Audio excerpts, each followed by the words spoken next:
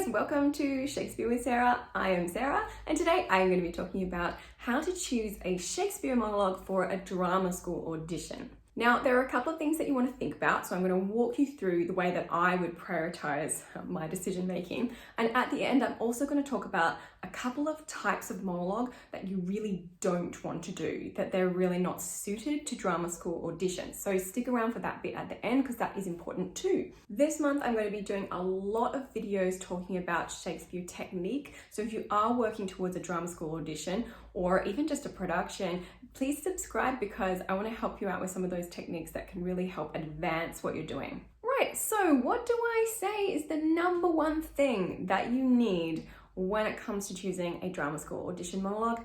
It is connection. I feel very artsy-fartsy saying that, but what I want you to look for and what I want you to prioritize above all else is actually joy and enjoyment of the monologue. Do you feel connected to it in any way? Do you feel like you can relate to the character? When you read it, did it feel like there was a little bit of a spark? Or at the very least, especially if you're new to Shakespeare, because you might be reading things and be like, I don't feel a spark anywhere. I don't feel like there's a spark when I read any of these monologues. What firstly you need to do is you need to read them out loud, because Shakespeare had such a gift in understanding how certain sounds make us feel. So actually, as you read things out loud, you will start to probably feel things. If you have a little bit of space, do move around the room, do try and project it and see what it strikes in you. That's one little tip. The other thing, if you're feeling like you're not really connecting to any monologue, is curiosity. Do you feel curious? Do you feel intrigued by these characters? Do you want to know more? Do you like the play? Are you interested in it? If it is no to all of these things, that is not the monologue for you. Even if it's like a really super popular monologue, or maybe you're like, yeah, but I did this one before. You don't want that. You want the one that lights you up, because that's going to light you up in front of your audition panel or on camera or whatever it is that you're doing. That's what we want to see from you, is you being like, I love this. This feels great.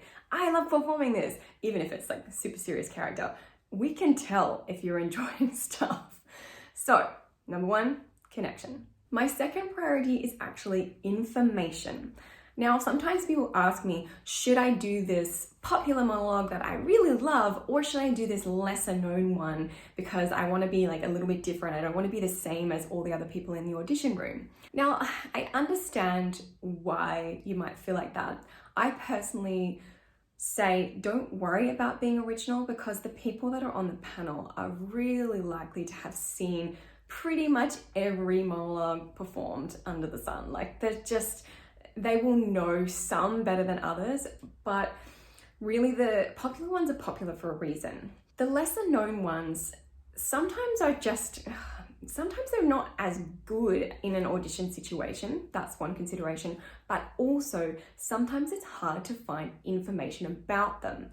And what I mean by that is you might find it really hard to find a production to watch of it online, or even people doing it on YouTube. You might find it really hard to find additional information online, like explaining the language. If it's lesser performed, it's gonna have less information out there about it.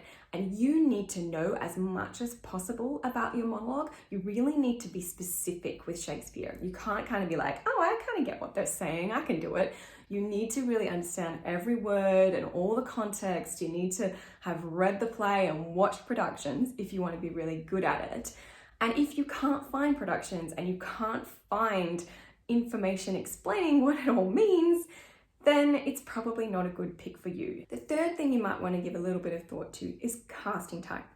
Now, casting type's not really as important for a drama school audition as it is for a regular audition. So if you were auditioning for a production, you'd probably want to give some thought to the types of roles that are available in that play, which ones you are suited to, and pick a monologue that showcases you doing that, whether it's from the play or not.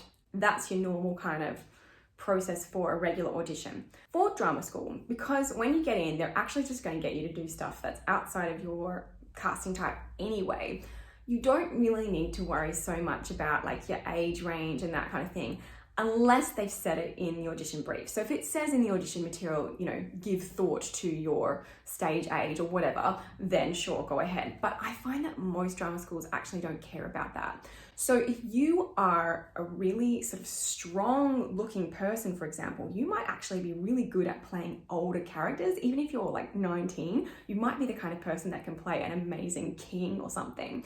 Or conversely, like me, if you are actually on the older side but you look like a baby, like for me, I actually tend to pick the kind of younger characters and the goofy characters because I have that goofy kind of look about me. And that doesn't mean like I don't have to do that. It's just that that's kind of where I excel because it's a bit of what I'm good at plus a bit of what I look like. So when you're getting down to your short list of really just deciding between maybe 2 or 3 different monologues and you're like, oh, I really don't know, that's when I start to think about, well, I'm really good at comedy or I'm really good at this kind of like goofy character. I think maybe I will be stronger at this one rather than that one. That's going to help you with that last stage of the decision-making process. Like I said, it's not at the top of the list because it's not, you know, they don't worry about casting type, but it is an opportunity to show what you excel at. Maybe it's something where you sing because you're a good singer. Maybe it's something where you can throw in a little, you know, somersault or something because you have acrobatics training. Think about those things and that might give you just the slight edge. But I will say for the millionth time, it's not the top priority. It's the stuff that happens towards the end of your decision-making process. If you want to think more about your casting type, I actually did a blog post on it with some suggestions.